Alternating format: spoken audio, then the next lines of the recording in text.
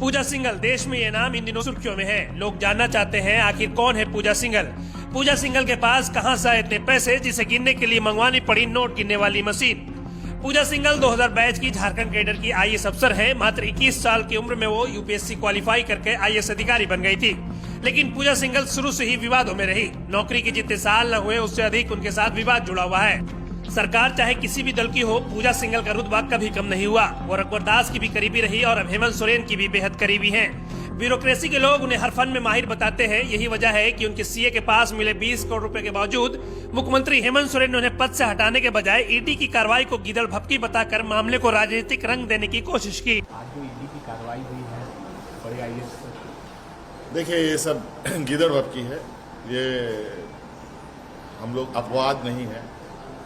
आज के दिन में जो राजनीतिक परिभाषा भारतीय जनता पार्टी करने का प्रयास कर रही, जब राजनीतिक बैटल ग्राउंड में ये नहीं सकते हैं तो मिशनरीज का जिस तरीके से इनके लिए सदुपयोग शब्द बेहतर होगा।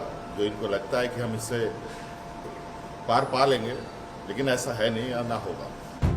पूजा सिंघल के दामन में जितने घोटाले के दाग और विवाद हैं, उसे देखते ही राजभवन ने जो भ्रष्ट अधिकारियों की लिस्ट केंद्र सरकार को भेजी थी, उसमें पूजा सिंघल का नाम सबसे ऊपर था।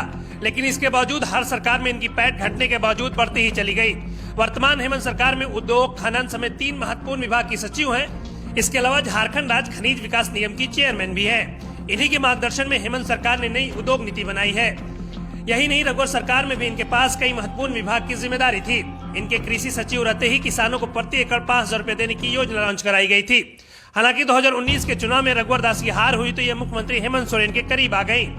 फिर कुछ ही महीने बाद मुख्यमंत्री हेमंत सोरेन ने इन्हें कई महत्वपूर्ण विभाग की जिम्मेदारी सौंप दी। अभी ये मुख्यमंत्री हेमंत सोरेन की सबसे करीबी अफसर है। कैरियर की शुरुआती दौर में जब पूजा सिंघल खूंटी की डीसी थी, तब वहां 18 करोड़ रुपए का घोटाला हुआ। इस मामले में खूंटी में कुल 16 प्राथमिकी दर्ज की गई। जिला अभियंता राम विनोद सिंह जेल चले गए, उनकी नौकरी चली गई, पर पूजा सिंघल पर आंच नहीं आई। विभागीय जांच कमेटी में उन्हें क्लीन चिट दे दी गई। सिर्फ ये लिखा गया किसी भी घोटाले की शुरुआत अवैध तरीके से दिए गए आदेश से ही होती है। इस मामले में पूजा सिंघल को बचाने के लिए अनेकों कुकर्म किए गए। इसे ऐसे समझा जा सकता है कि तत्कालीन सीएम अर्जुन मुंडा ने जांच के आदेश दिए, लेकिन जांच से संबंधित आदेश एंटी करप्शन ब्यूरो तक पहुंचा ही नहीं। अर्जुन मुंडा ने सभी मामलों की जांच के आदेश दिए थे, लेकिन निगरानी तक सिर्फ 2 मामलों की जांच का आदेश पहुंचा। इस मामले की